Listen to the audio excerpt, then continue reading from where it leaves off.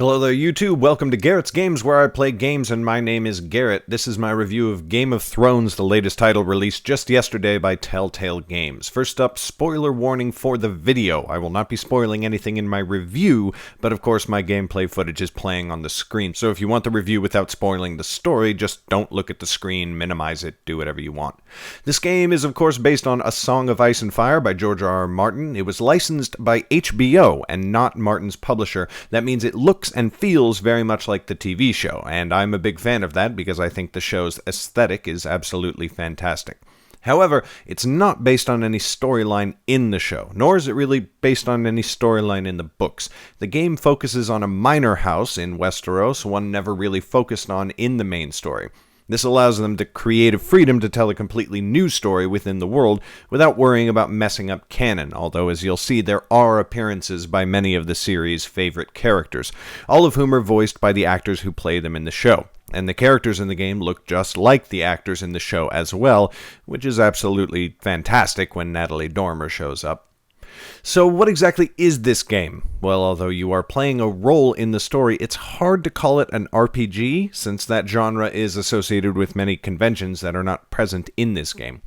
It's best to think of this as sort of a serialized storytelling adventure in which you're able to play a minor role, but a role nonetheless. Though you're led through the story by the nose, Telltale has done a great job of giving you just enough control to get emotionally invested in your character.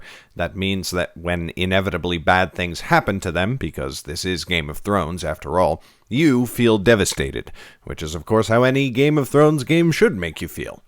Now you'll note that I said serialized there. That's because this game, the one that has released and that I played, is only the first episode of 5. Telltale has promised to release another episode every 5 to 8 weeks, and you get them all for the upfront price of $29.99 US at the time of this review, or your regional equivalent. I've seen some people worried that this game only has about 2 hours of content, and $29.99 is a damn high price for a 2-hour game, but no, you'll get 10 hours of content in the end, and that's without any replay, and I can tell you, you're going to be tempted to replay this game, although I'll discuss later whether you actually should. So what are the game mechanics? Well, primarily the game mechanics are dialogue selection. You get to choose what to say in response to the people who speak to you throughout the story. There are other minor mechanics, and you can see some of them in the video, such as clicking on objects and mashing the WASD keys, with minor scenes where you can actually walk around, but to be honest, it's all about choosing what you say. Your words have a big impact on how people react to you, although not necessarily how the story plays out, as we'll see in a moment. Now, as far as mechanics go, this is not as extensive as my normal gaming fare. However, it feels completely appropriate to the Game of Thrones universe. A Song of Ice and Fire is a series where a lot of interesting characters sit around and talk a lot and very occasionally stab each other violently in the face. Well, that's exactly what you're doing in this game. You are talking, and occasionally you're violently stabbing someone in the face or being stabbed yourself. It would feel very inappropriate for the series to have you be some wandering knight who goes around hacking and slashing and fighting in the wars and doing the Blackwater and everything, because that's really not what the series is about. That's not what is considered important in the universe. The universe is about the talking, the dialogue, and the politics. How about the graphics? Well, I can't normally do thorough graphics reviews because my computer is not a great gaming rig. However, this game runs perfectly fine on my computer with the graphics and resolution turned all the way up. So if you don't have a great computer, you'll still probably be able to play it. It is not a very extensively graphics-intensive game. That being said, there are some minor graphical issues. Occasionally, cloth will simply melt into someone's body, and you might have already noticed that there's some slight aliasy looking stuff around the edges of characters in the game.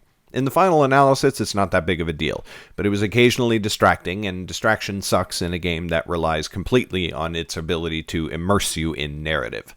Despite that, though, it's hard not to call this a very pretty game. Telltale has previously created games that felt very much like a moving graphic novel, with their The Walking Dead game, which of course was based on a graphic novel, and with Tales from the Borderlands, a game based on a video game franchise that was designed to look like a graphic novel. Well, Game of Thrones bears a similar style to those, but it drifts more into the realm of an oil painting, so that you feel like you're watching some ancient tapestry in motion. It's a great aesthetic, and my hat's off to them for it.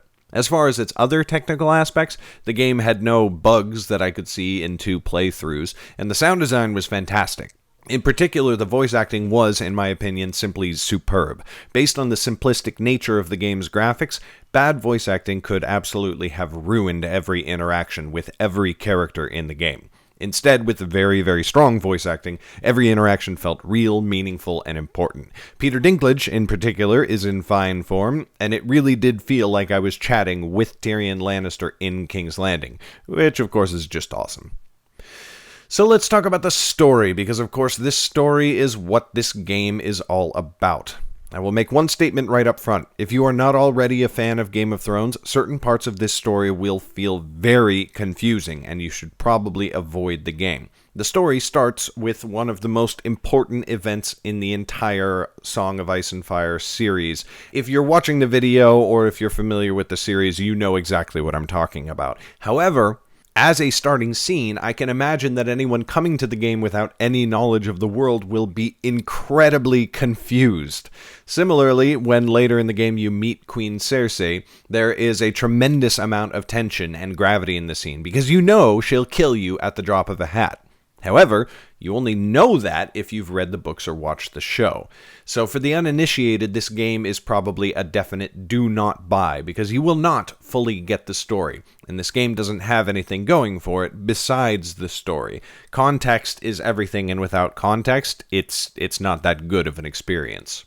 However, if you are a fan of the books and or show, the story's great.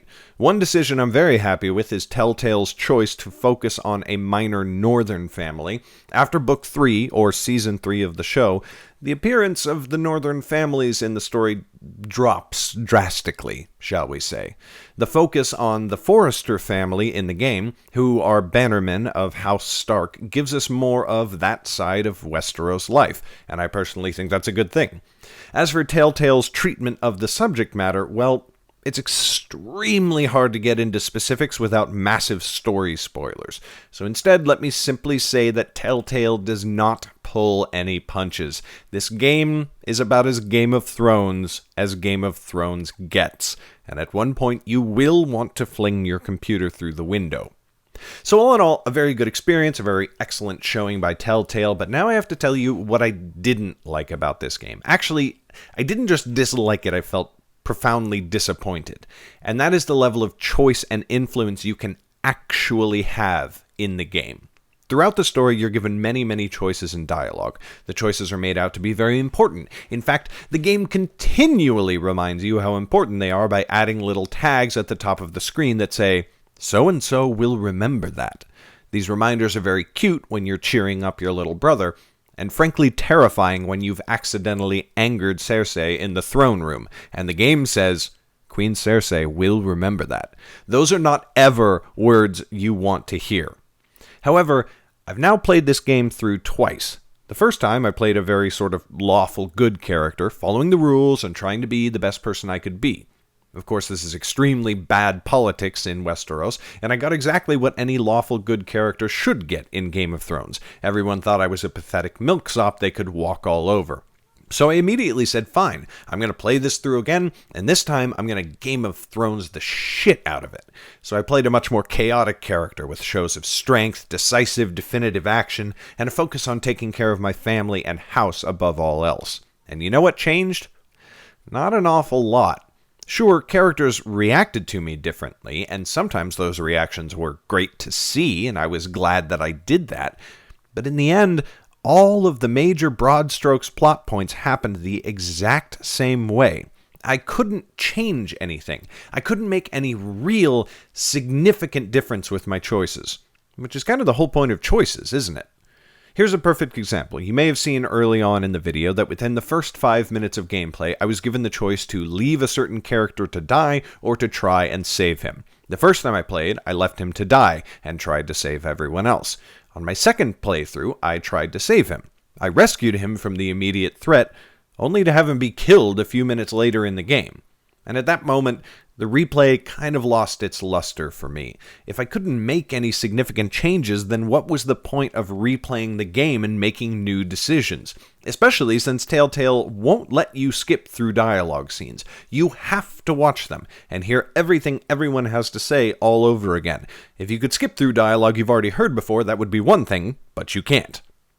There's one other thing about the dialogue, which is that sometimes your dialogue choice isn't exactly how it's portrayed when you make the choice. I mean, this is the same problem we have with communicating via text messages. The words that you type can mean completely different things depending on how they're said, or how the person on the other end of the line reads the words. Here's an example. At one point, a man gives you a sword right before he dies and asks you to return it to his home. Later, you're asked to tell his grieving wife what her husband's last words were, and you have the options, give her the sword, or he said he loved you. Well, the second one is a lie. Those weren't his last words, so you might be inclined to choose the first one and give her the sword. However, when your character gives her the sword, he phrases an answer in such a way that he avoids the question and doesn't tell her that that was the last thing the guy said, and the woman notices and gets angry at you for avoiding the question. And I'm sitting here at my computer like, that's it, he told me to bring the sword back. This doesn't happen very often, but it's just often enough to be slightly annoying. So, final analysis. What's bad about this game? Well, at this moment in time, you're only getting 2 hours of gameplay for about $30. You'll get more gameplay in a few weeks, but if you're selective with your spending, it might be better to wait those few weeks and get more bang for your buck, or wait for the inevitable Steam sales and get the game at a discount. And then, of course, there's the lack of any ability to make real significant changes within the world, and that's a major downer on a game that builds so much false sense of power into the choices it gives you throughout the story. Though it's possible more power of choice will be built into later episodes of the series, right now it's quite disappointing. But what's good about this game? Well, the aesthetic is very pleasing, at least to me. The acting is simply fantastic, and the story immersion is some of the best I've ever seen. At least on the first playthrough. You really do feel like you're in the Game of Thrones universe, with all the crushing despair and sense of helplessness that can entail. So often in the game, it feels like there simply is no right choice to be made, and no matter what you do, you're going to fail. Does this make the game insanely fun? No. Does it make it incredibly compelling? Absolutely. One of the most compelling games I've played this year. Who should avoid this game? Anyone who has never read the books or watched the show. This game simply is not inclusive enough for you and relies heavily on your knowledge of the source material. Also, anyone who wants more true power of choice in the world, like in a sprawling sandbox game or something. You can have very little influence on the actual progression of story in this title, so you will probably not enjoy it. Who should pick up this game right now?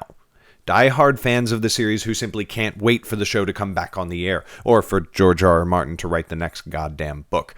It does feel very much like watching a very long episode of the show, or reading a few excellent chapters in the book. Although, just like with the show and the book, waiting a few weeks for the next episode is already maddening. Who should pick up this game when the full season is done?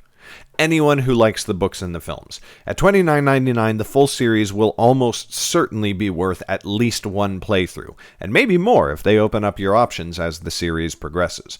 We'll also be seeing a lot more of Westeros, because in the trailer for future episodes, we see certain characters entering the game later on in locations like the Wall, hint hint, and Braavos and Meereen. That's it for this game review. I'm Garrett Robinson. You can find my books, my other YouTube channel, and my website in the video description below.